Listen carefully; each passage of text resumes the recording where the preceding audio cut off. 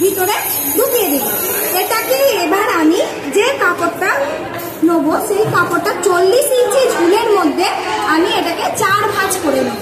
এদিকটা রইল জোড়া সাইড আর এদিকটা রইল খোলা সাইড। এবার এখানে আমি 1/2 ইঞ্চি কোমরে সেলাইয়ের জন্য নেব, এদিকে 1/2 ইঞ্চি সেলাইয়ের জন্য নেব।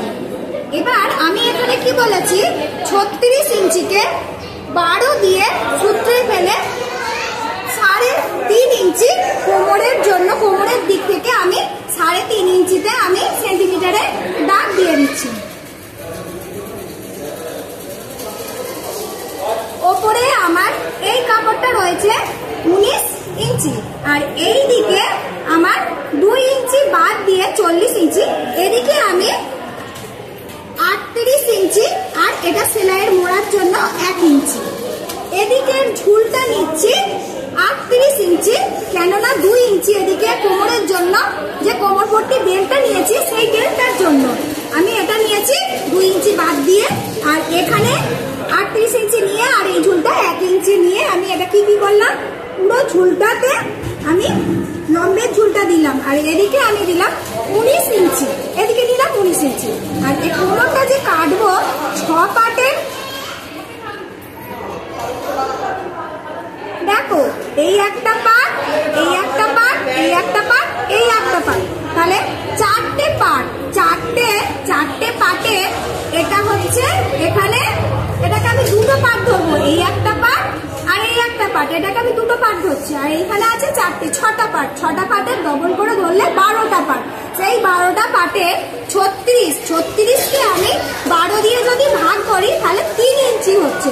তাহলে 3 ইঞ্চি আর 1 ইঞ্চি সেলাই মার্জিন বা 1/2 ইঞ্চি সেলাই মার্জিনের জন্য আমি এখান থেকে এখানটা 3.5 ইঞ্চি নিচ্ছি আর বাকি কাপড়টা 19 ইঞ্চির মধ্যে পড়ে থাকছে।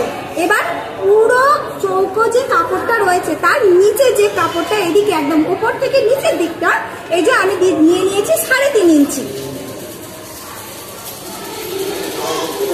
এবার তেরছা ভাবে কেটে নিয়েছি তো কেটে এই যে তেরছা ভাবে কেটে নিয়েছি।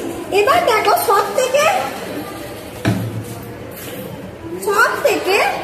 সহজ বুদ্ধিতে দেখো একদম একটা সূত্র ফেললাম, শুধু এই সামনের দিকে সূত্রটা ফেললাম, এদিকে সূত্রটা আমি তোমাদের খুব সহজে একটা সূত্র দিয়ে বোঝাচ্ছি, একদিকটা বোঝো, দুদিকটা বোঝার দরকার নেই।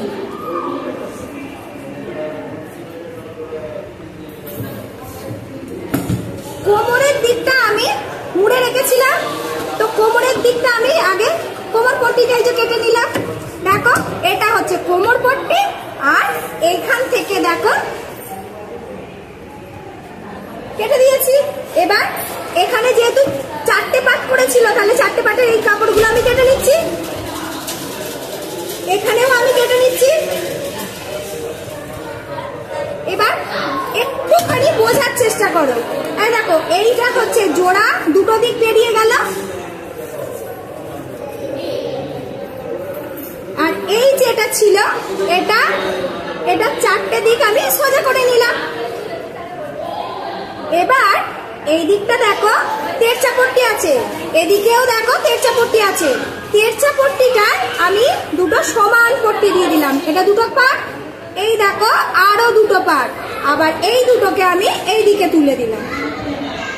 আর এইটা দেখো কোমর, এর থেকে আর সহজে বেশি কিছু হয় না। এরপর আমি দেখো আমি বলেছি 12টা, 1টা 2টো 3টে 4টে 5টা 6টার মধ্যে এবার দেখো 2টো 4টে 5টা 6টা 7টা 8টা 6টা পার্ট হলো। 2টো এখানে একটু বন্ধ হলো, 2টো পার্ট, এদিকে 2টো পার্ট আর মাঝের 2টো পার্ট। এবার এখান থেকে যখন আমরা সেলাই করব তখন এখান থেকে একটু করে 1/2 ইঞ্চি করে সেট দিয়ে দেবো, তাহলেই সুন্দর একটা সায়া তৈরি হয়ে যাবে।